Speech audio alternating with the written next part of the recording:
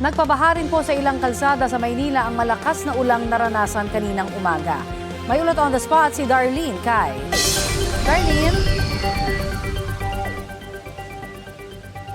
Connie, hanggang ngayon ay malakas yung buhos ng ulan dito sa Maynila kaya hindi nawawala yung baha sa ilang lugar tulad dito kung nasan ako ngayon sa Taft Avenue sa bahagi ng United Nations Avenue. Katulad po ng nakikita nyo ay baha pa rin dito.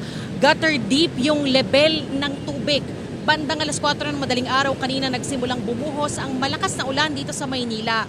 Nagbaha tuloy sa iba't ibang bahagi ng lungsod gaya sa Taft Avenue, Mabini Avenue, Calao at United Nations Avenue. Nagdulot ito ng mabigat na daloy ng trapiko sa Maynila. Hanggang sa mga oras na ito ay may gutter deep pa ring baha dito sa Taft sa bahagi ng UN. Walang magawa yung mga residente at commuter kung hindi lumusong sa baha. Pahirapan din ang pagdaan ng mga maliliit na sasakyan, motorsiklo, tricycle at mga pedicab. May mga kawani ng DPWH na nakaposte rito para mag-declogging para masigurong hindi magbabara ang mga kanal na kung sakasakali ay lalo pang magpapalala sa baha rito. Narito po yung panayam namin sa ilang mga residente at commuter kanina. Sobra pong hirap sa mga ganito sa amin na pumapasok po sa araw-araw. Mahirap po. Dahil marami pong dalang gamit tapos malakas po lagi ang hangin. Tapos lagi po nababasa yung suot. Tapos pwede rin po magkasakit dahil dito po.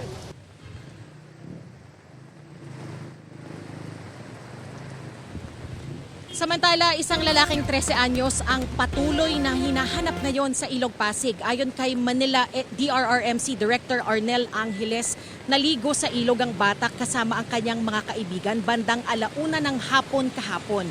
Bigla na lang daw siyang tinangay ng tubig at hindi na nakita hanggang sa mga oras na ito. Dahil halos 24 oras nang nawawala, search and retrieval operations na raw ang ginagawa ng mga otoridad. Ay hanggang ngayon, hindi pa rin siya natatagpuan pero puspusan ng operasyon ng Manila LGU kasama na rin ang Philippine Coast Guard.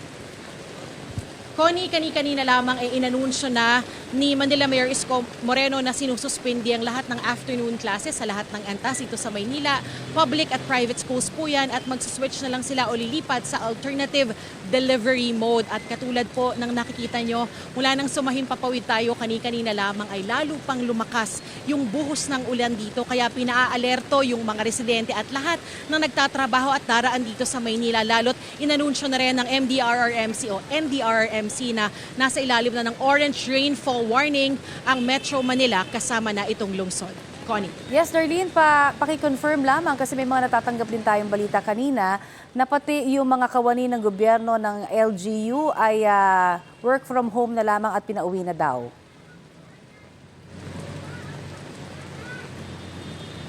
Connie, patuloy natin kinukumpirma yung impormasyon na yan pero nakakausap ako ng ilang kawani ng gobyerno kanina na uuwi na raw dahil sa hindi na nila maabot yung kanilang pupuntahan yung sa Manila City Hall dahil nga baha na dito sa ilang bahagi ng Maynila tulad dito sa kinaroroonan ko sa Taft Avenue at UN. Connie.